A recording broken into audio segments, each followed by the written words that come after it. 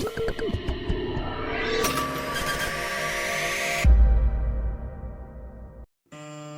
semua, salam sejahtera dan salam Sarawak Maju Makmur. Pada hari ini, saya Billy Rumiasari dan rakan saya iaitu Felicity akan memperkenalkan kepada kamu semua tentang apa itu kaum Bukit dan Ukit. Jom sama-sama kita luangkan masa. Baiklah, berkenaan dengan latar belakang, kaum Bukit atau dikenali sebagai Ukit merupakan salah satu kaum orang Ulu yang ditemui di Sarawak, Malaysia yang merupakan masyarakat minoriti kecil yang tinggal di Sungai Asap Koyan Belaga. Masyarakat ini berhijrah ke Sungai Asap Koyan Belaga dari Sungai Baloi Bakun. Pada tahun 2022, populasi Bukit dipercayai sekitar 376 orang dan mereka mempunyai bahasa dan tradisi mereka yang tersendiri. Masyarakat ini juga terlibat dalam sektor pertanian seperti bercocok tanam, menanam padi nukit dan kelapa sawit bagi kegiatan ekonomi serta terdapat sebilangan yang terlibat dengan pekerjaan seperti guru, jururawat, juru teknik dan sebagainya.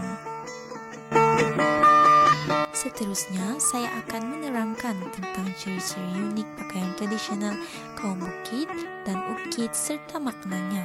Antara ciri-ciri unik pakaian tradisional ini adalah ia diperbuat daripada bahan semula jadi, warna yang semula jadi, dan manik juga dijadikan sebagai identiti. Fungsi dan makna pakaian tradisional ini juga adalah ia digunakan semasa upacara adat, tarian tradisional dan perayaan yang tertentu. Ia juga melambangkan hubungan dengan alam semula jadi serta status sosial dan kepercayaan tradisional. Selain itu, berikut juga merupakan beberapa nama aksesori kaum Bukit. Yang pertama, Tepung Se, yang kedua, Ino Bengen, yang ketiga, Uleng Kabo atau dikenali sebagai Sabo, yang keempat, Beteng, dan yang kelima, Gelem Lengen. Seterusnya, rumah panjang bagi kaum Ukit atau dikenali sebagai Umah Ukit merupakan tempat tinggal yang dibina secara berpanjangan dan didiami oleh beberapa keluarga. Umah Ukit biasanya dibina dengan kayu, buluh dan daun lumbia yang terdiri daripada pelbagai motif. Umah Ukit dibina dengan adanya ruang bersama atau ruai serta ruang bagi keluarga yang berfungsi sebagai tempat tinggal, ruang aktiviti harian dan upacara adat. Pembuatan tetengwe atau dinding rotan berhias merupakan identiti unik kaum Bukit. Tetengwe melambangkan warisan budaya dan kreativiti kaum Bukit serta mencerminkan kemahiran dan dedikasi kaum Bukit dalam memelihara tradisi anyaman rotan. Tetengwe telah diiktiraf dalam Malaysia Book of Records sebagai dinding rotan berhias terpanjang.